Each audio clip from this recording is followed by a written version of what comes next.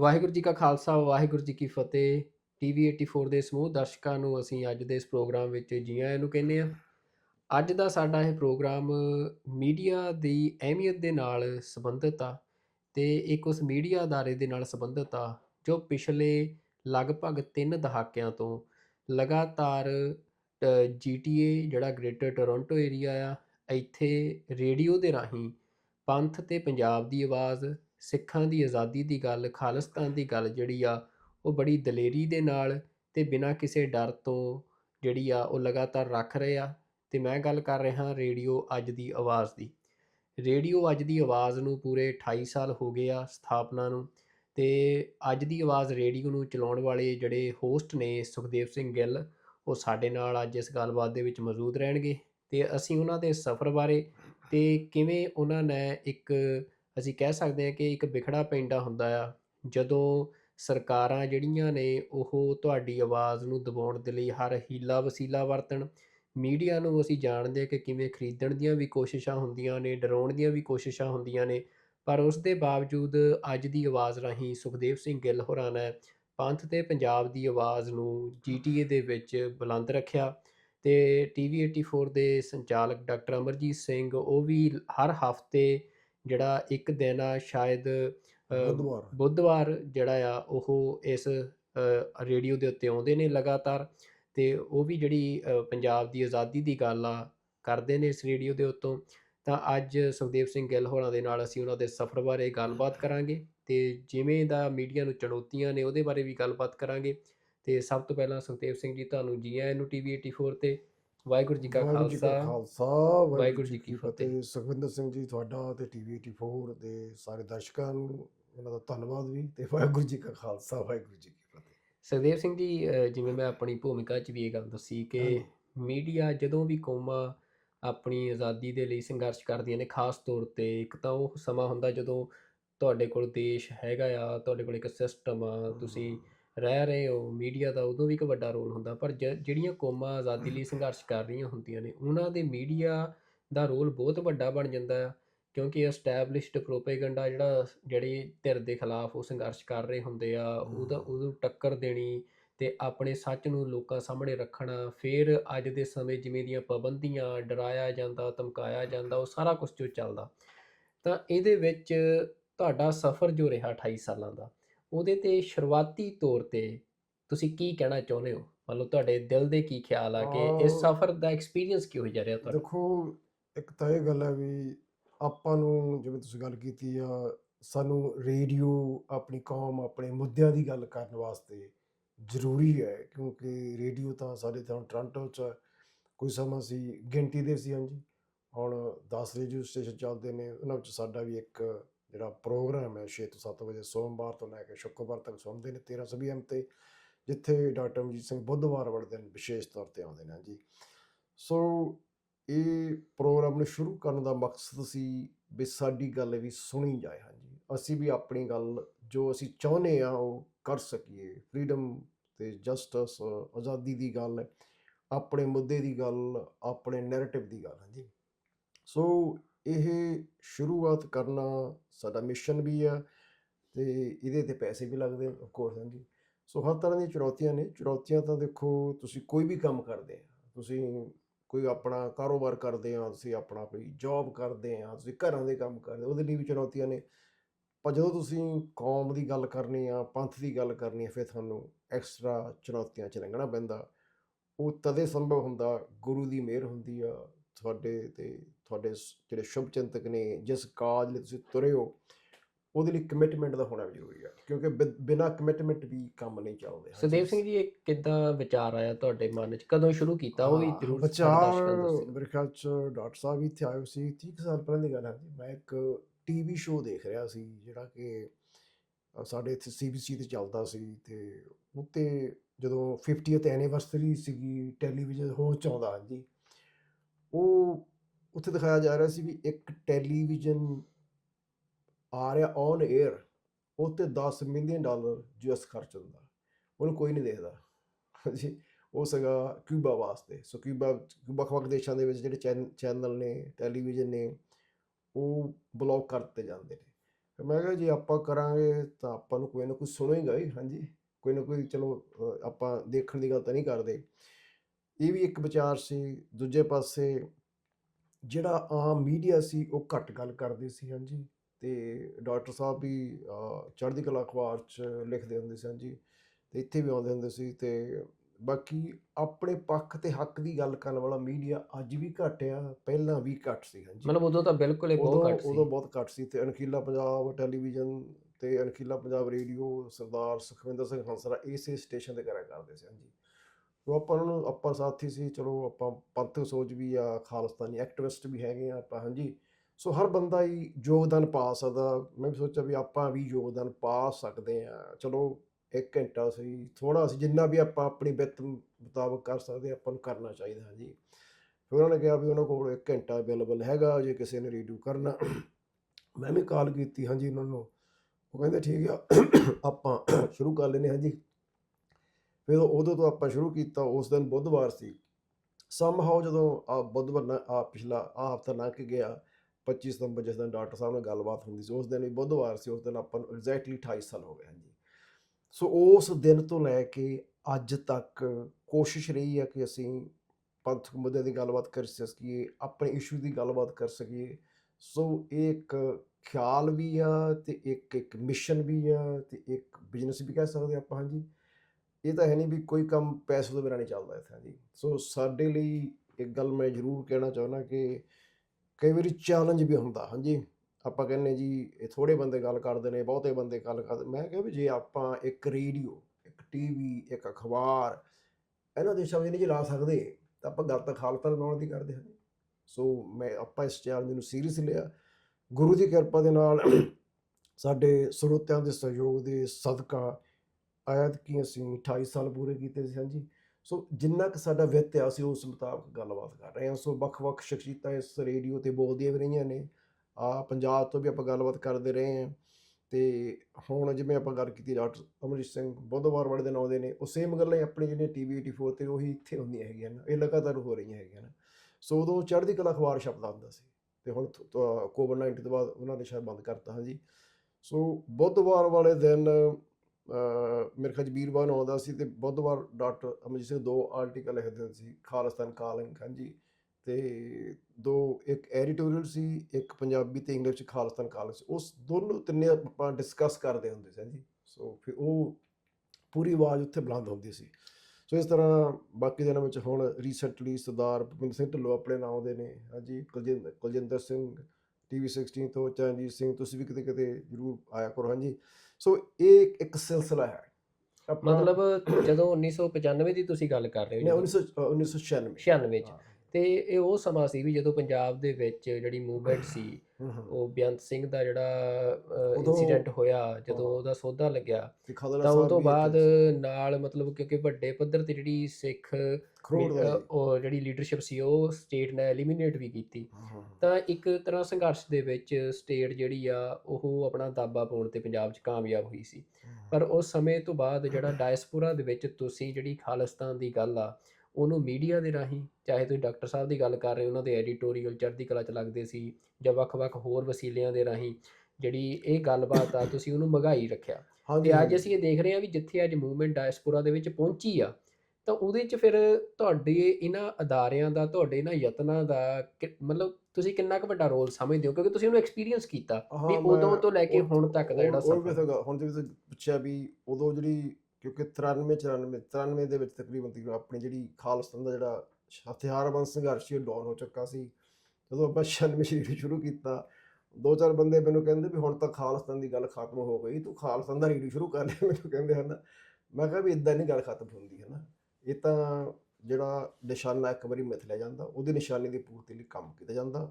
ਜਿਹੜੇ ਸਿੰਘ ਸਿੰਘਣੀਆਂ ਸ਼ਹੀਦ ਹੋਏ ਨੇ ਉਹ ਆਪਣਾ ਫਰਜ਼ ਨਿਭਾ ਗਏ, ਚਲੋ ਉਹਨਾਂ ਦੀ ਬਹੁਤ ਵੱਡੀ ਕੁਰਬਾਨੀ ਹੈ। ਕੰਪੇਅਰ ਟੂ ਦੈਟ ਸਾਡਾ ਤਾਂ ਕੁਝ ਵੀ ਹੈ, ਅਸੀਂ ਤਾਂ ਕੁਝ ਵੀ ਨਹੀਂ ਕਰ ਰਹੇ ਨਾ।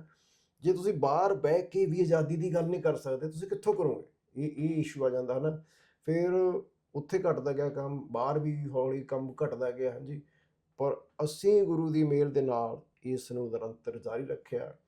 ਤੇ ਅੱਜ ਤੁਸੀਂ ਦੇਖਦੇ ਹੋ ਵੀ ਜਿਵੇਂ ਜਿਹੜੇ ਡਾਇਸਪੋਰਾ ਦੀ ਗੱਲ ਕੀਤੀ ਹੈ ਕਿ ਡਾਇਸਪੋਰਾ ਸਿੱਖ ਪੰਜਾਬ ਤੋਂ ਆਜ਼ਾਦ ਨੇ, ਪੰਜਾਬ ਦੀ ਇੰਡੀਆ ਦੇ ਘੇਰੇ ਤੋਂ ਆਜ਼ਾਦ ਨੇ। ਹਾਂਜੀ, ਜਿਹੜਾ ਸਿੱਖ ਇੱਥੇ ਰਹਿ ਕੇ ਵੀ ਆਪਣੇ ਆਪ ਨੂੰ ਚੰਗੀ ਸੋਚ ਵਾਲਾ ਕਮਾਉਂਦਾ, ਜਾਂ ਆਪਣੇ ਆਪ ਨੂੰ ਕੋਈ ਪ੍ਰੋਫੈਸਰ, ਡਾਕਟਰ, ਵਕੀਲ ਜਾਂ ਕੋਈ ਹੋਰ ਵੱਡਾ ਅਹੁਦੇਦਾਰ ਖਵਾਉਂਦਾ, ਜਾਂ ਪੰਥ ਦੇ ਲੀਡਰ ਨੇ, ਕੌਮ ਦੇ ਲੀਡਰ ਨੇ, ਆਪਣੇ ਆਪ ਨੂੰ ਅਸੀਂ ਗੁਰਦੁਆਰੇ ਦੇ ਪ੍ਰਬੰਧਕ ਵੀ ਕਹਾਉਂਦੇ ਹਾਂ, ਪ੍ਰਧਾਨ ਤੇ ਸੈਕਟਰੀ ਵੀ ਕਹਾਉਂਦੇ ਹਾਂ।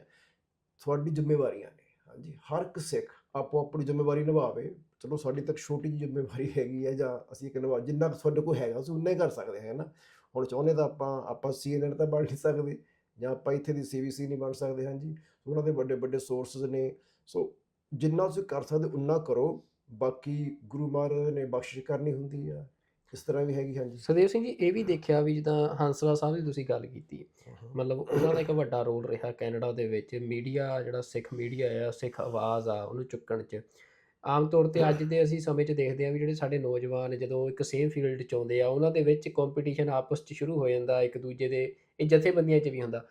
ਤੁਹਾਡਾ ਹੰਸਰਾਜ ਸਾਹਿਬ ਦੇ ਨਾਲ ਕਿਹੋ ਜਿਹੇ ਰਿਲੇਸ਼ਨ ਰਹੇ, ਮਤਲਬ ਕਿਉਂਕਿ ਤੁਸੀਂ ਜਿਵੇਂ ਦੱਸ ਰਹੇ ਉਹਨਾਂ ਨੇ ਤੁਹਾਨੂੰ ਉਹਨਾਂ ਦੇ ਸਟੇਸ਼ਨ 'ਤੇ ਤੁਸੀਂ ਸ਼ੁਰੂ ਕੀਤਾ ਹਾਂਜੀ, ਹਾਂਜੀ, ਦੇਖੋ ਤੇ ਹਾਦਸਾ ਸਾਹਿਬ ਤਾਂ ਪਹਿਲਾਂ ਤੋਂ 1984 85 ਤੋਂ ਰੇਡੀਓ ਵਿੱਚ ਸੀਗੇ। ਹਾਂਜੀ, ਫਿਰ ਉਹਨੇ ਇਸ ਰੇਡੀਓ ਨੂੰ ਵਧਾ ਵੀ ਲਿਆ, ਕਿਉਂਕਿ ਥੋੜ੍ਹੇ ਸਟੇਸ਼ਨ ਸੀ ਇੱਥੇ, ਅਤੇ ਉਹਨਾਂ ਸਟੇਸ਼ਨ ਦੇ ਵਿੱਚ ਫਿਰ ਹਾਦਸਾ ਸਾਹਿਬ ਕਰਦੇ ਰਹੇ, ਕਿਉਂਕਿ ਉਹ ਵੀ ਗੱਲ ਖਾਲਿਸਤਾਨ ਦੀ ਕਰਦੇ, ਆਪਾਂ ਵੀ ਕਰਦੇ। ਹਾਂਜੀ, ਅਤੇ ਆਪਣਾ ਇੱਕ ਦੋ ਦਿਨ ਸੀ, ਅਸੀਂ ਬਹੁਤ ਸਾਰੇ ਮੁੱਦਿਆਂ 'ਤੇ ਅਖੀਰ ਤੱਕ ਅਸੀਂ ਇਕੱਠੇ ਰਹੇ ਹਾਂ, ਅੱਜ ਵੀ ਹੈਗੇ। ਹਾਂਜੀ, ਇਸ ਤਰ੍ਹਾਂ ਡਾਕਟਰ ਸਾਹਿਬ ਨਾਲ ਵੀ ਹੈਗੇ। ਹਾਂਜੀ, ਆਪਾਂ ਕਿਉਂਕਿ ਮੇਰੇ ਹਿਸਾਬ ਦੇ ਨਾਲ ਜਦੋਂ ਆਪਾਂ ਕੰਪੀਟੀਸ਼ਨ ਦੀ ਗੱਲ ਕਰਦੇ ਹਾਂ, ਤਾਂ ਕੰਪੀਟੀਸ਼ਨ ਤੁਸੀਂ ਦੇਖੋ ਇੱਥੇ ਜਿਹੜੇ ਦੂਜੇ ਪ੍ਰੋਗਰਾਮ ਚੱਲਦੇ ਉਹਨਾਂ ਦੇ ਕਿੰਨੇ ਨਸ ਵਿੱਚ, ਠੀਕ ਹੈ ਨਾ।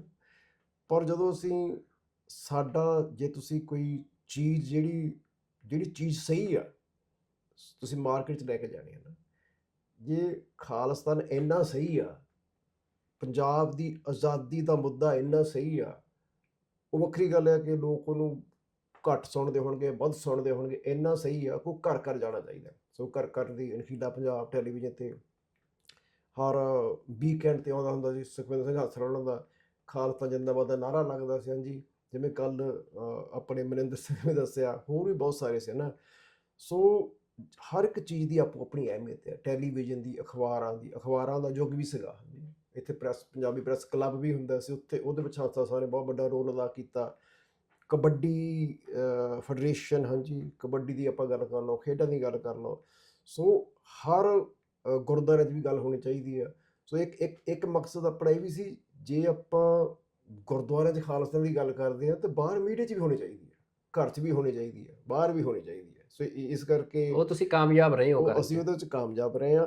ਸਾਡਾ ਜੇ ਕੰਪੀਟੀਸ਼ਨ ਦੀ ਗੱਲ ਕਰੀਏ ਨਾ, ਹੁਣ ਮੰਨ ਲਓ ਇਹ ਠੀਕ ਆ, ਕਈ ਵਾਰੀ ਹੋ ਸਕਦਾ ਵੀ ਛੋਟੀ ਛੋਟੀ ਗੱਲਾਂ ਹੁੰਦੀਆਂ ਨੇ, ਪਰ ਇਹ ਇਸ਼ੂ ਨਹੀਂ ਹੈਗਾ, ਕਿਉਂਕਿ ਜੇ ਤੁਸੀਂ ਗੱਲ ਕਰਨੀ ਹੈ, ਜੇ ਦੂਜਿਆਂ ਦੇ ਬਿਲਕੁਲ, ਮੇਰਾ ਸੰਦਰਭ ਇਹ ਸੀ ਵੀ ਅੱਜ ਜਿਹੜੀ ਨਵੀਂ ਪੀੜ੍ਹੀ ਆਈ ਆ ਸੰਘਰਸ਼ ਹੂੰ ਦੇ ਵਿੱਚ, ਖਾਸ ਤੌਰ 'ਤੇ ਸਾਡੀ ਉਮਰ ਦੇ ਜਿਹੜੇ ਵੱਖੋ-ਵੱਖ ਫੀਲਡ ਦੇ ਵਿੱਚ, ਤਾਂ ਇਹ ਮਹਿਸੂਸ ਕਈ ਵਾਰ ਹੁੰਦਾ ਵੀ ਬੰਦਿਆਂ ਨੂੰ ਲੱਗਦਾ ਜੀ ਇੱਕ ਦੂਜੇ ਦੇ ਨਾਲ, ਮਤਲਬ ਇੱਕ ਦੂਜੇ ਦੀਆਂ ਲੱਤਾਂ ਖਿੱਚਣ ਵਾਲਾ ਕੰਮ, ਜਾਂ ਉਹ ਕਈ ਵਾਰ ਗੱਲਾਂ ਹੁੰਦੀਆਂ ਨੇ। ਪਰ ਪਿੱਛੇ ਉਹ ਸਮਾਂ ਜਦੋਂ 95 ਤੋਂ ਬਾਅਦ ਇੱਕ ਵਾਰ ਜਿਹੜੀ ਸਟੇਟ ਆ, ਉਹ ਆਪਣਾ ਪੂਰਾ ਦਾਅਵਾ ਪਾਉਣ ਦੇ ਵਿੱਚ ਉਹਨਾਂ ਇਹ ਗੱਲ ਕੀਤੀ ਕਿ ਅਸੀਂ ਮੂਵਮੈਂਟ ਖਤਮ ਕਰਤੀ। ਪਰ ਹੂੰ ਕਿਵੇਂ ਇਹ ਛੋਟੀਆਂ-ਛੋਟੀਆਂ ਆਵਾਜ਼ਾਂ ਵੱਡੀਆਂ ਹੋਈਆਂ ਤੇ ਅੱਜ ਉਹ ਇੰਡੀਆ ਦੇ ਲਈ ਫੋਰਨ ਅਫੇਅਰਸ ਦੇ ਵਿੱਚ ਸਭ ਤੋਂ ਵੱਡਾ ਮਸਲਾ ਖਾਲਿਸਤਾਨ ਦਾ ਬਣਿਆ ਹੋਇਆ, ਕਿ ਜੇ ਨਰਿੰਦਰ ਉਹ ਮੋਦੀ US ਆ ਰਿਹਾ ਬਿਲਕੁਲ ਤਾਂ ਉਹਦੇ ਬਿਲਕੁਲ ਪੈਰਲਲ ਖਾਲਿਸਤਾਨ ਚੱਲ ਰਿਹਾ ਹੈ। ਤਾਂ ਇਹ ਜਿਹੜਾ ਸਾਰਾ ਮਤਲਬ ਜਿਹੜੀ ਤੁਹਾਡੀ ਜੱਦੋ-ਜਹਿਦ ਰਹੀ, ਤੇ ਸੁਖਦੇਵ ਸਿੰਘ ਜੀ ਇਹ ਵੀ ਦੇਖਣ 'ਚ ਆਇਆ ਵੀ ਮੀਡੀਆ ਬਾਰੇ ਇਹ ਵੀ ਹੁੰਦਾ ਕਿ ਲਾਲਚ ਵੀ ਬੜੇ ਦਿੱਤੇ ਜਾਂਦੇ ਆ, ਡਰਾਵੇ ਵੀ ਬੜੇ ਹੁੰਦੇ ਆ। ਤੁਹਾਨੂੰ ਇਹ ਸਾਲਾਂ ਦੇ ਵਿੱਚ ਕੁਛ ਇਸ ਤਰ੍ਹਾਂ ਦਾ ਫੇਸ ਕਰਨਾ ਪਿਆ? ਉਹ ਜਦੋਂ ਜਦੋਂ ਮੈਂ ਰੇਡੀਓ ਸ਼ੁਰੂ ਕੀਤਾ, ਇਹ ਗੱਲ ਤਾਂ ਮੈਂ ਮੰਨ ਕੇ ਗਿਆ ਸੀ ਵੀ ਜਿਸ ਤਰ੍ਹਾਂ ਦਾ ਰੇਡੀਓ ਆਪਾਂ ਸ਼ੁਰੂ ਕਰਨਾ, ਆ ਜਿਹੜੇ ਇੰਡੀਆ ਦੇ ਕੌਂਸਲ ਜਨਰਲ ਨੇ, ਇਹਨਾਂ ਨੇ ਆਪਾਂ ਨੂੰ ਵੀਜ਼ਾ ਵੂਜਾ ਨਹੀਂ ਦੇਣਾ। ਸੋ ਰੱਬ ਦੀ ਕਿਰਪਾ ਨਾਲ ਮੈਂ ਕਿਹਾ ਜੇ ਹੁਣ ਆਪਾਂ ਤੁਹਾਨੂੰ ਫਿਰ ਦੋ ਬੇੜਿਆਂ 'ਚ ਪੈਰ ਰੱਖਣਾ ਨਹੀਂ ਪੈਂਦਾ। ਹਾਂਜੀ, ਉਹ ਜੇ ਦੋ ਬੇੜਿਆਂ 'ਚ ਰੱਖਿਆ ਫਿਰ ਵੀ ਗੱਲ ਨਹੀਂ ਬਣਦੀ। ਅਤੇ ਮੈਂ ਵੈਸੇ ਟਰਾਈ ਵੀ ਨਹੀਂ ਕੀਤੀ, ਮੈਂ ਕਿਹਾ ਚਲੋ ਤੁਸੀਂ ਦਫਾ ਕਰੋ, ਪਰ ਉਹਨਾਂ ਨੇ ਬੜੀ ਟਰਾਈ ਕੀਤੀ। ਹਾਂਜੀ, ਉਹਨਾਂ ਨੇ ਵੀ ਮਿਲਣਾ ਚਾਹੁੰਦੇ ਆ। ਹਾਂਜੀ, ਇੱਕ ਕਦੀ ਹਿੰਦੀ 'ਚ ਕਹਾ, ਮੈਂ ਕਿਹਾ ਤੁਸੀਂ ਪੰਜਾਬੀ 'ਚ ਬੋਲ ਲਓ, ਸਿੱਧਾ ਹੈ ਨਾ ਵੀ ਪੰਜਾਬੀ 'ਚ ਤੁਸੀਂ ਸਮਝਦੇ ਹੈਗੇ ਆ। ਫਿਰ ਅਸੀਂ ਗੱਲਬਾਤ ਕਰਨੀ ਚਾਹੁੰਦੇ ਹਾਂ। ਫਿਰ ਕਈ ਵਾਰੀ ਕਾਲਸ ਕਰਾਉਣੀਆਂ ਕਾਲਰ ID ਬਲਾਕ ਤੋਂ। ਇੱਕ ਵਾਰੀ ਕਹਿੰਦੇ ਤੁਸੀਂ ਇੰਡੀਆ ਦੇ ਬੜਾ ਖਿਲਾਫ ਬੋਲਦੇ। ਹਾਂਜੀ, ਮੈਂ ਕਿਹਾ ਵੀ ਇੰਡੀਆ ਨੂੰ ਕਹੋ ਜਿਹੜਾ ਸਿੱਖਾਂ 'ਤੇ ਘੱਟ ਗਿਣਤੀ 'ਤੇ ਜ਼ੁਲਮ ਹੁੰਦਾ ਉਹਨੂੰ ਬੰਦ ਕਰ ਲਓ। ਉਹ ਕਾਲਰ ID ਬਲਾਕ ਵਾਲਾ ਭਾਈ ਮੈਨੂੰ ਕਹਿੰਦਾ, ਕੋਈ ਹੋਊਗਾ, ਕਹਿੰਦਾ ਬਈ ਤੁਸੀਂ ਤੈਨੂੰ ਵੀਜ਼ਾ ਨਹੀਂ ਕਹਿੰਦਾ ਮਿਲਣਾ। ਮੈਂ ਕਿਹਾ ਵੀ ਤੈਨੂੰ ਕਿਹੜਾ ਕਹਿੰਦਾ ਮੈਨੂੰ ਵੀਜ਼ਾ ਚਾਹੀਦਾ? ਸਲਮ ਡੌਗ ਕੰਟਰੀ, ਉਹਦੇ ਕੋਲ ਸਲਮ ਡੌਗ ਮਿਲੀਅਨਰ ਫਿਲਮ ਆਈ ਸੀ ਉਦੋਂ। ਮੈਂ ਕਿਹਾ ਸਲਮ ਡੌਗ ਕੰਟਰੀ, ਮੈਨੂੰ ਵੀਜ਼ਾ ਨਹੀਂ ਚਾਹੀਦਾ। ਅਸੀਂ ਇੱਕ ਵਧੀਆ ਦੇਸ਼ 'ਚ ਰਹਿ ਰਹੇ ਹਾਂ। ਸਾਨੂੰ ਜਦੋਂ ਸਾਡਾ ਦੇਸ਼ ਆਜ਼ਾਦ ਹੋਇਆ ਸਾਨੂੰ ਆਪੇ ਵੀਜ਼ਾ ਮਿਲ ਜਾਵੇ, ਇਟਸ ਨੋਟ ਇਸ਼ੂ ਹੈ ਨਾ। ਫਿਰ ਕਈ ਵਾਰੀ ਉਹਨੇ ਉਹ ਸ਼ਿਕਾਇਤਾਂ ਕਰਨੀਆਂ, ਰੇਡੀਓ ਸਟੇਸ਼ਨ 'ਤੇ ਕਰਨੀਆਂ ਕਿ ਇਹ ਰੂਟ ਬੰਦ ਕਰਾਉਣ ਦੀ ਕੋਸ਼ਿਸ਼ ਵੀ ਕਰਨੀ। ਮੈਂ ਕਿਹਾ ਜੇ ਤੁਸੀਂ ਆਪਾਂ ਅੱਜ ਵੀ ਮੈਂ ਔਨ ਏਅਰ ਕਹਿਣਾ, ਜੇ ਜੇ ਇੰਡੀਆ ਦਾ ਸਿਸਟਮ 3 ਐਡਾ ਬੰਦ ਕਰਾਊਗਾ, ਆਪਾਂ 4 ਲੈ ਕੇ ਆਵਾਂਗੇ, 5 ਲੈ ਕੇ ਆਵਾਂਗੇ। ਹਾਂਜੀ, ਇਹ ਚੈਲੰਜ ਹੈ ਉਹਨਾਂ ਲਈ। ਪਰ ਉਹਨਾਂ ਦਾ ਜ਼ੋਰ ਲੱਗਾ ਆ, ਉਹ ਕਈ ਵਾਰੀ ਕੋਸ਼ਿਸ਼ ਕਰਦੇ ਆ। ਫਿਰ ਉਹਨਾਂ ਨੇ ਰੇਡੀਓ ਸਟੇਸ਼ਨ ਨੂੰ ਬੜੀ ਸ਼ਿਕਾਇਤਾਂ ਕੀਤੀਆਂ। ਇੱਕ ਵਾਰੀ ਕਹਿੰਦੇ ਜੀ ਤੁਸੀਂ CRTC ਨੂੰ, ਹਾਂਜੀ ਕੈਨੇਡੀਅਨ ਬ੍ਰੌਡਕਾਸਟਿੰਗ, ਜਿਹੜੀ ਸਾਡੀ ਇਹਨਾਂ ਦੀ ਐਸੋਸੀਏਸ਼ਨ ਕੈਨੇਡਾ ਦੀ, ਉਹਨਾਂ ਨੇ ਕੀਤੀਆਂ। ਫਿਰ ਕਈ ਵਾਰੀ ਫੈਕਸ ਕਰ ਦੇਣੀ, ਅਤੇ ਉਹ ਫੈਕਸ ਵੀ ਹੁੰਦੀ ਸੀ ਕਿ ਉਹ ਇੱਦਾਂ ਲੱਗਦਾ ਸੀ ਵੀ ਕਈ ਵਾਰੀ ਲਿਖਿਆ ਹੋਣਾ ਵੀ ਤੁਸੀਂ ਕਿਤੇ ਉੱਧਰੋਂ ਕਰਦੇ ਆ, ਬਈ ਮਿਸਾਗਾ ਤੋਂ। ਇੱਕ ਵਾਰੀ ਮੈਂ ਕਿਹਾ ਚੈੱਕ ਕੀਤੀ, ਉਹ ਆ ਰਹੀ ਹੁੰਦੀ ਬਲੂਚਿਸਤਾਨ ਜਿੱਥੇ ਹੁਣ ਇਸ ਵੇਲੇ ਆਫਿਸ ਹੈਗਾ, ਹੈ ਨਾ। ਸੋ ਇੱਦਾਂ ਦੀ ਫਿਰ ਉਹਨਾਂ ਨੇ ਹੁਣ 2-3 ਸਾਲਾਂ ਤੋਂ ਫਿਰ ਬੜੀਆਂ ਈਮੇਲ ਕੀਤੀਆਂ, ਹਾਂਜੀ ਬਈ ਬੁੱਧਵਾਰ ਵਾਲਾ ਪ੍ਰੋਗਰਾਮ ਜਿਸ ਦਿਨ ਡਾਕਟਰ ਰਮਜੀਤ ਸਿੰਘ ਬੋਲਦੇ ਆ, ਉਦੋਂ ਉਹ ਐਂਟੀ ਇੰਡੀਆ ਆ, ਅਤੇ ਇਹਨਾਂ ਦਾ ਸਾਰਾ ਪ੍ਰੋਗਰਾਮ ਐਂਟੀ ਇੰਡੀਆ ਆ, ਅਤੇ ਐਂਟੀ ਕੈਨੇਡੀਅਨ ਹਿੰਦੂ ਆ, ਐਂਟੀ ਹਿੰਦੂ ਰਿਲੀਜਨ ਹੈਗਾ। ਤਾਂ ਫਿਰ ਇੱਦਾਂ ਦੀਆਂ ਗੱਲਾਂ ਬਾਤਾਂ। ਮੈਂ ਕਿਹਾ ਵੀ ਸਾਡੇ ਤੋਂ ਬਾਅਦ ਸੌਂਗ ਆਫ ਯੂਕਰੇਨ ਪ੍ਰੋਗਰਾਮ ਆਉਂਦਾ, ਹਾਂਜੀ। ਉਹਨਾਂ ਨੂੰ ਸਾਰਾ ਕੁਝ ਦੱਸਿਆ ਵੀ ਜਿਹੜਾ ਸੌਂਗ ਆਫ ਯੂਕਰੇਨ ਆ, ਹੋ ਸਕਦਾ ਰਸ਼ੀਆ ਵਾਲੇ ਸੋਚਦੇ ਹੋਣਗੇ ਕਿ ਇਹ ਐਂਟੀ ਰਸ਼ੀਆ ਆ, ਰਾਈਟ। ਅਤੇ ਫਿਰ ਅਸੀਂ ਕਿਹਾ ਵੀ ਅਸੀਂ ਐਂਟੀ ਹਿੰਦੂ ਨਹੀਂ ਹੈਗੇ। ਜਦੋਂ ਖਾਲਿਸਤਾਨ ਦੀ ਗੱਲ ਵੀ ਚੱਲਦੀ, ਆਪਾਂ ਕੋਈ ਜੇ ਖਾਲਿਸਤਾਨ ਦੇ ਵਿੱਚ ਸਾਰੇ ਲੋਕ ਰਹਿਣਗੇ, ਸਿੱਖ ਵੀ, ਹਿੰਦੂ ਵੀ, ਜਿਨ੍ਹਾਂ ਨੇ ਅੰਮ੍ਰਿਤ ਛਕਿਆ ਹੋਇਆ, ਨਹੀਂ ਛਕਿਆ, ਉਹ ਵੀ ਰਹਿਣਗੇ, ਹਾਂਜੀ। ਫਿਰ ਉਹਨਾਂ ਦੱਸਿਆ ਵੀ ਜਿੱਥੋਂ ਤੱਕ ਹਿੰਦੂਤਵ ਏਜੰਡੇ ਦਾ ਇਸ਼ੂ ਹੈ, ਹਿੰਦੂਤਵ ਏਜੰਡਾ ਜਿਹੜਾ ਆ ਮੋਰ ਡੇਂਜਰਸ ਦੈਨ ਆਈਸਿਸ, ਮੋਰ ਡੇਂਜਰਸ ਦੈਨ ਨਾਜੀ, ਮੋਰ ਡੇਂਜਰਸ ਦੈਨ ਵਾਈਟ ਸੁਪਰਮੈਸੀ, ਸਾਰਾ ਕੁਝ ਸਮਝਾਇਆ। ਪਿਛਲੇ ਤੁਹਾਨੂੰ ਚੇਤਾ ਹੋਣਾ ਇੱਥੇ ਨਾ ਜਿਹੜੇ ਦਲਿਤ ਭਾਈਚਾਰੇ ਨਾਲ ਸੰਬੰਧਿਤ ਐਕੈਡੈਮਿਕ ਨੇ, ਪ੍ਰੋਫੈਸਰਸ ਨੇ, ਉਹਨਾਂ 'ਤੇ ਇੱਕ CBC 'ਤੇ ਵਿਸ਼ੇਸ਼ ਰਿਪੋਰਟ ਆਈ ਕਿ ਉਹ ਵਿਕਟਮ ਨੇ ਹਿੰਦੂਤਵ ਏਜੰਡਾ ਦੇ। ਮੈਂ ਉਹ ਵੀ ਇਹਨਾਂ ਨੂੰ ਕਾਪੀ ਕਰਕੇ ਦਿੱਤੀ। US ਦੇ ਜਸਟਿਸ ਡਿਪਾਰਟਮੈਂਟ ਦੀਆਂ ਇਹਨਾਂ ਨੂੰ ਕਾਪੀ ਕਰਕੇ ਦਿੱਤੀਆਂ ਵੀ ਆਹ ਦੇਖ ਲਓ, ਅਸੀਂ ਨਹੀਂ ਕਹਿ ਰਹੇ, ਹਾਂਜੀ ਬਈ ਅਸੀਂ ਵਿਕਟਮ ਇਹਨਾਂ ਦੇ ਸਿਸਟਮ ਦੇ। ਅਸੀਂ ਵਿਕਟਮ ਹੈ ਘੱਟ ਗਿਣਤੀ, ਘੱਟ ਗਿਣਤੀ 'ਤੇ ਕਤਲੇਆਮ ਹੋ ਰਿਹਾ, ਘੱਟ ਗਿਣਤੀ 'ਤੇ ਜ਼ੁਲਮ ਹੋ ਰਿਹਾ, ਹਾਂਜੀ। ਅਸੀਂ ਤਾਂ ਫਰੀਡਮ ਅਤੇ ਜਸਟਿਸ ਦੀ ਗੱਲ ਕਰਦੇ। ਸੋ ਇਹ ਫਿਰ ਇਹਨਾਂ ਨੇ ਪਿਛਲੇ ਸਾਲ ਜਦੋਂ ਆਪਣੇ ਜਦੋਂ 2023 ਦੇ ਵਿੱਚ ਮਾਰਚ ਵਿੱਚ ਜਦੋਂ ਅਮਰ ਸਿੰਘ ਨੂੰ, ਆਪਣੇ ਅੰਮ੍ਰਿਤਪਾਲ ਸਿੰਘ ਨੂੰ ਫੜਨ ਵਾਲਾ ਇਸ਼ੂ ਸੀਗਾ, ਇੰਟਰਨੈਟ ਬੰਦ ਕਰਤਾ ਜਾਂਦਾ, ਇਹ ਜੀ ਟੈਰਰਿਸਟਾਂ ਦੀ ਗੱਲ ਕਰਦੇ ਆ, ਇਹ ਇੰਡੀਆ ਦੇ ਜਿਹੜੇ ਟੈਰਰਿਸਟ ਨੇ, ਦਿਸ ਦੈਟ, ਜਿਹੜੇ ਖਾਲਿਸਤਾਨੀ ਅੱਤਵਾਦੀ, ਉਹਨਾਂ ਦੀ ਗੱਲ ਕਰਦੇ ਹਨ। ਫਿਰ ਉਹਨਾਂ ਨੂੰ ਸਾਰਾ ਸਮਝਾਇਆ ਵੀ ਭਾਈ ਇਹ ਇਸ਼ੂ ਨਹੀਂ ਹੈਗਾ, ਬਈ ਅਸੀਂ ਤਾਂ ਫਰੀਡਮ ਤੇ ਜਸਟਿਸ ਦੀ ਗੱਲ ਕਰਦੇ ਹਾਂ, ਹੈ ਨਾ। ਪਰ ਪ੍ਰੋਬਲਮ ਇਹ ਹੈ ਕਿ ਇੰਡੀਆ ਦੇ ਸਿਸਟਮ ਦੇ ਵਿੱਚ ਜਿਹੜਾ ਫਰੀਡਮ, ਜਸਟਿਸ, ਸੋਵਰਨਟੀ ਜਾਂ right to self determination hardly exist ਕਰਦਾ। ਕਿਉਂਕਿ ਇਹ ਦੇਸ਼ ਜਿਹੜੇ ਨੇ ਵੀ ਕਹਿੰਦੇ ਨੇ ਇੱਕ ਦੁਨੀਆ ਦਾ ਵੱਡਾ ਲੋਕਤੰਤਰ ਦੇਸ਼ ਆ, ਹਾਂਜੀ। ਪਰ ਲੋਕਤੰਤਰ ਦੇਸ਼ ਹੋਣ ਦਾ ਮਤਲਬ ਇਹ ਨਹੀਂ ਕਿ ਤੁਸੀਂ ਘੱਟ ਗਿਣਤੀਆਂ ਨੂੰ ਮਾਰੋ ਅਤੇ ਬਹੁ ਗਿਣਤੀ ਨੂੰ ਖੁਸ਼ ਕਰੋ, ਅਤੇ ਬਹੁਤ ਗਿਣਤੀ ਤੁਹਾਨੂੰ ਵੋਟਾਂ ਪਾਓਗੇ, ਤੁਸੀਂ ਫਿਰ 4-5 ਸਾਲ ਰਾਜ ਕਰੋਗੇ। ਇਹ ਕੁਝ ਕਾਂਗਰਸ ਨੇ ਕੀਤਾ, ਇਹ ਕੁਝ ਹੁਣ ਮੋਦੀ ਕਰ ਰਿਹਾ ਹੈਗਾ। ਸੋ ਉਹ ਇਹਨਾਂ ਗੱਲਾਂ ਨੂੰ ਜਿਹੜਾ ਵੀ ਟੋਲਰੇਟ ਨਹੀਂ ਕਰਦੇ, ਸਾਰਾ ਕੁਝ ਸਮਝਾ ਦਿੱਤਾ। ਫਿਰ ਸ਼ਿਕਾਇਤਾਂ, ਕਿਉਂਕਿ ਜਿਹੜਾ ਇੰਡੀਆ ਦਾ IT ਸੈੱਲ ਆ, ਉਹ ਜਿੱਦਾਂ ਫੇਸਬੁੱਕ, YouTube ਬੰਦ ਕਰਾਉਣ ਦੀ ਗੱਲ ਹੁੰਦੀ, ਇੱਦਾਂ ਹੀ ਸਾਡੇ ਸਟੇਸ਼ਨ ਤੋਂ ਆਪਣਾ ਪ੍ਰੋਗਰਾਮ ਬੰਦ ਕਰਾਉਣ ਦੀ ਬਹੁਤ ਕੋਸ਼ਿਸ਼ ਕੀਤੀ, ਪਰ ਉਹ ਕਾਮਯਾਬ ਨਹੀਂ ਹੋਏ। ਕਿਉਂਕਿ ਇੱਥੇ ਤਾਂ ਜਸਟਿਸ ਡਿਪਾਰਟਮੈਂਟ ਆਪਣਾ ਕੰਮ ਕਰਦਾ, ਕਾਨੂੰਨ ਆਪਾਂ ਗੱਲ ਕੀਤੀ ਜਾਂ ਪੋਲੀਟੀਕਲ ਸਿਸਟਮ ਆਪਣਾ ਕੰਮ ਕਰਦਾ। ਇੱਥੇ ਜਿਹੜੀ ਫਰੀਡਮ ਆ ਪ੍ਰੈਸ ਦੀ, ਇੰਡੀਆ ਦੇ ਹੁਣ 180 ਦੇਸ਼, ਮੇਰੇ ਖਿਆਲ 'ਚ 160ਵਾਂ ਨੰਬਰ 'ਤੇ ਹੈਗੇ ਨਾ। ਸੋ ਮੀਡੀਆ ਇੰਡੀਪੈਂਡੈਂਟ ਕੰਮ ਕਰਦਾ। ਸੋ ਇਹ ਕੈਨੇਡੀਅਨ ਵੈਲਿਊ ਦੇ ਹਿਸਾਬ ਨਾਲ ਵੀ ਠੀਕ ਹੈ। ਕੋਈ ਆਪਾਂ ਗਲਤ ਨਹੀਂ ਕਰ ਰਹੇ ਸੀ, ਪਰ ਉਹਨਾਂ ਨੇ ਕੋਈ ਕੋਸ਼ਿਸ਼ ਨਹੀਂ, ਕੋਈ ਕਸਰ ਨਹੀਂ ਛੱਡੀ CRTC ਦੇ ਥਰੂ ਸਾਡੇ ਸਟੇਸ਼ਨ ਨੂੰ ਬੰਦ, ਸਾਡੇ ਇਸ ਰੇਡੀਓ ਪ੍ਰੋਗਰਾਮ ਬੰਦ ਕਰਾਉਣ ਦੀ। ਕਿਉਂਕਿ ਦੇਖੋ ਜਿਹੜੇ ਸਟੇਸ਼ਨ ਵਾਲੇ ਨੇ, ਠੀਕ ਹੈ ਆਪਾਂ ਉਹਨਾਂ ਨੂੰ ਪੇ ਕਰਦੇ ਆ, ਪਰ ਜੇ ਉਹਨਾਂ ਨੂੰ ਬੜੀ ਸ਼ਿਕਾਇਤਾਂ ਜਾਣਗੇ ਆਪਣਾ ਪ੍ਰੋਗਰਾਮ ਬੰਦ ਵੀ ਕਰ ਸਕਦੇ ਆ, ਹਾਂਜੀ। ਬਹੁਤ ਸਾਰੇ ਨਾਲ ਸਟੈਂਡ ਕੀਤੇ ਆ, ਅਤੇ ਸਟੇਸ਼ਨ ਦੇ ਮੈਨੇਜਰ ਨੇ ਕਿਹਾ ਵੀ ਅਸੀਂ ਤੁਹਾਡੇ ਨਾਲ ਸਟੈਂਡ ਕਰਦੇ ਹਾਂ, ਤੁਸੀਂ ਕੋਈ ਗਲਤ ਕੰਮ ਨਹੀਂ ਕਰਦੇ, keep doing what you doing. So ਇੱਦਾਂ ਦੀ ਸਿਚੁਏਸ਼ਨ ਹੈਗੀ। ਨਹੀਂ, ਬਿਲਕੁਲ ਸੁਖਦੇਵ ਸਿੰਘ ਜੀ, ਮਤਲਬ ਜਿਹੜਾ ਇਹ ਤੁਹਾਡਾ ਸਫ਼ਰ ਰਿਹਾ, ਉਹਦੇ ਬਾਰੇ ਅੱਜ ਕੁਛ ਗੱਲਾਂ ਬਾਤਾਂ ਸਾਨੂੰ ਸੀ ਵੀ ਕਿਉਂਕਿ ਕੱਲ੍ਹ ਜਿਹੜਾ ਸਥਾਪਨਾ ਦਿਹਾੜਾ ਮਨਾਇਆ ਗਿਆ ਉਹ ਵੀ ਅਸੀਂ ਟੀਵੀ 84 ਦੇ ਦਰਸ਼ਕਾਂ ਦੇ ਨਾਲ ਇੱਕ ਜੀ, ਜੀ, ਪੰਥਕ ਜੀ। ਕਾਨਫਰੰਸ ਵਰਗਾ ਹੀ ਹਾਂਜੀ, ਹੋਇਆ। ਹਾਂਜੀ, ਹਾਂਜੀ, ਅਗਲੇ ਬਿਲਕੁਲ। ਦਿਨਾਂ ਦੇ ਵਿੱਚ ਜ਼ਰੂਰ ਤੁਸੀਂ ਟੀਵੀ 84 ਤੇ ਉਹਨੂੰ ਦੇਖ ਸਕਦੇ ਹੋ।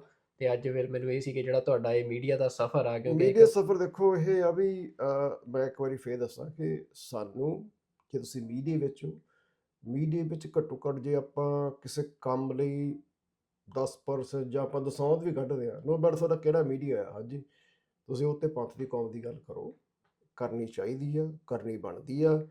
ਹੁਣ ਇੱਥੇ ਸਾਡੇ GTA ਟੋਰਾਂਟੋ ਦੇ ਵਿੱਚ ਤੁਸੀਂ ਦੇਖਿਆ ਹੁਣ, ਤੁਸੀਂ ਵੀ 2 ਸਾਲਾਂ ਉੱਥੇ ਰਹਿ ਰਹੇ, ਹਾਂਜੀ, 10-11 ਰੇਡੀਓ ਸਟੇਸ਼ਨ ਨੇ, ਕਿੰਨੇ ਰੇਡੀਓ ਆਪਣੇ ਟੈਲੀਵਿਜ਼ਨ ਨੇ, ਅਖਬਾਰਾਂ ਇੱਥੋਂ ਨਿਕਲਦੀਆਂ, ਹਾਂਜੀ, ਉਹਨਾਂ ਵਿੱਚ ਬਹੁਤੇ ਮੋਸਟਲੀ ਪੰਜਾਬੀ ਨੇ, ਸਿੱਖ ਨੇ। ਜੇਕਰ ਉਹ ਆਪਣਾ ਫਰਜ਼ ਨਹੀਂ ਨਿਭਾਉਂਦੇ, ਕੋਈ ਵੀ, ਹਾਂਜੀ, ਜੇ ਮੀਡੀਆ ਪਰਸਨ ਮੀਡੀਆ ਵਿੱਚ ਆਪਣੇ ਕੌਮ ਦੀ ਗੱਲ ਨਹੀਂ ਕਰਦਾ, ਉਹ ਵੀ ਦੇਣਦਾਰ ਕਿਤੇ ਨਾ ਕਿਤੇ।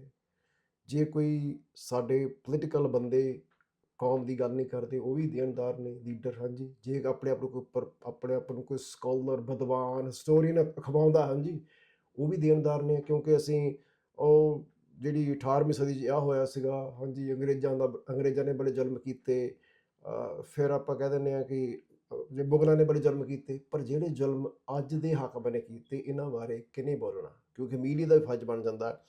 ਹੁਣ ਮੈਂ ਮੀਡੀਆ ਦੀ ਜੇ ਉਦਾਹਰਨ ਆਪਾਂ ਤੁਹਾਡੇ ਸਾਹਮਣੇ ਰੱਖੀਏ, ਖਾਸ ਕਰਕੇ ਕੈਨੇਡੀਅਨ ਮੀਡੀਆ ਦੀ, ਹਾਂਜੀ, ਤੇ ਪੋਲੀਟੀਕਲ ਸਿਸਟਮ ਦੀ, ਜਿਸ ਤਰੀਕੇ ਨਾਲ ਇੰਡੀਆ ਨੇ ਕੈਨੇਡਾ ਦੀ ਸੋਵਰਨਟੀ ਨੂੰ ਜਿਹੜੀ ਵਾਇਲੇਟ ਕੀਤਾ, ਜਿਸ ਤਰੀਕੇ ਨਾਲ ਇੰਡੀਆ ਨੇ ਇੰਟਰਨੈਸ਼ਨਲ ਲਾਅ ਨੂੰ ਜਿਹੜੀ ਜਿਹੜੀ ਵਾਇਲੇਸ਼ਨ ਹੋਈ ਆ, ਹਰਦੀਪ ਸਿੰਘ ਨਿੱਜਰ ਦਾ ਮਰਡਰ ਹੁੰਦਾ, ਤੇ ਉਸ ਤੋਂ ਬਾਅਦ ਫਿਰ ਜਿਹੜੀ 5 ਆਈਜ਼ ਹਰਕਤ ਵਿੱਚ ਆਉਂਦੇ ਨੇ, ਦੁਨੀਆ ਦੇ ਵਿੱਚ ਰੋਗ ਸਟੇਟ ਦਾ ਚਿਹਰਾ ਨੰਗਾ ਹੁੰਦਾ ਇੰਡੀਆ ਦਾ।